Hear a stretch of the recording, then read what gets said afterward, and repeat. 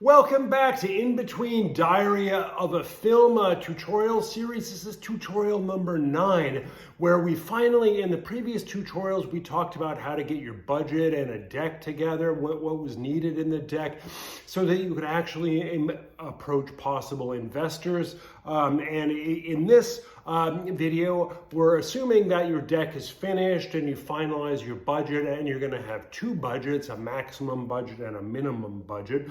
And now you're ready to approach possible investors in your film, and there's many routes that you can go through. The first is grants. Grants can be very difficult to get. They're quite political. I know in Canada, for example, when I made my film, there was the National Film Board, etc. But they had very high bars for grants. Like you had to have won an award at one of the major film festivals, Toronto, Cannes, or Sundance, and so that basically meant that you had to be some famous filmmaker already. But there are local grants, provincial level grants, city level grants. There is money that the government gives, and you just have to look and try really hard to apply for them. But you're in a really good position because you've created a deck. You have all the information together. Everything is all set up. The next it's basically crowdfunding. Now, crowdfunding sites exist. A lot of films by, even like Woody Allen funded one of his films, and that is another place you could go to. You could go to a crowdfunding site, or you could actually set up your own web page, which you should have already done, and set a target, and try to popularize it through something like TikTok. You can say, oh, we're raising money for this film, and give people live updates and things like that, and also promise people, shares in the film or partial royalties if they invest a certain amount, etc. But that's the second one. The third one is actually private investors. And so if you actually know people who are accredited investors, like friends of family who've invested in startup companies, etc., these people have access to a lot of money. And if you treat your film kind of like a startup company with shares, equity, etc., then some of these people will be interested. But when you're approaching investors, it's best to give them the biggest budget, because if it's a rinky-dink film, they're not going to be interested. But most investors want to put in like $1 million and have it turn into $100 million or that type of thing.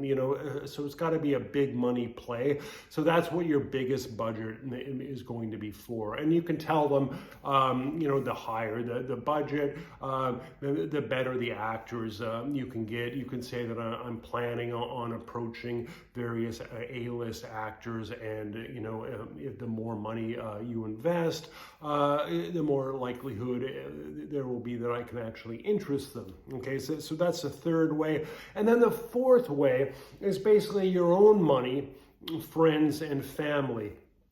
Now, this is probably the most likely way, and the most likely outcome is probably that you film it on something like an iPhone. You have a small crew, and you get a number of sort of unemployed actors, and maybe one actor who's had previous film experience is going through some hard times and needs a role. I mean, that's what 95% of independent films are from a first-time filmmaker, and that such films can be made for tens of thousands of dollars.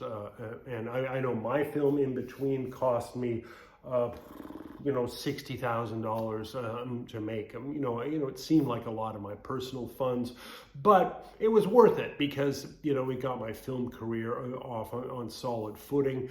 And actually, when I went to film festivals, I had to inflate the budget and make it look like it was worth a lot more, because I did all of these jobs myself, which would have added on to the budget.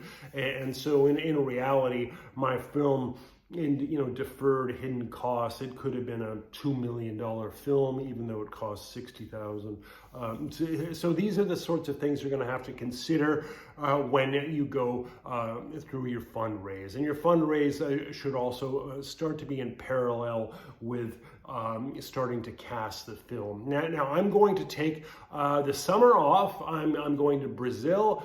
And when I get back, in September, we're going to start about preparation, casting, location scouting, and finally onto the actual shoot, obstacles you might encounter, and then after that, the post-production and marketing, film festivals, etc. And it'll probably extend until about Christmas, and then the series will be over. But anyway, if you can actually watch Inbetween. The link is below. You can actually get it also as a novel. The novel came out after the film. The novel's available on Amazon or anywhere else, ebook or paperback. I have a new novel, The Orphean, came out in September. It's very modernist, sort of Kafkaesque novel about a man on his way to meet his estranged daughter in a very twisted kind of dystopian world. It's very modernist. If you like Peter Handke, who won the Nobel Prize in 2019, this might be for you. Anyway, thanks for listening, and now you can start your fundraise.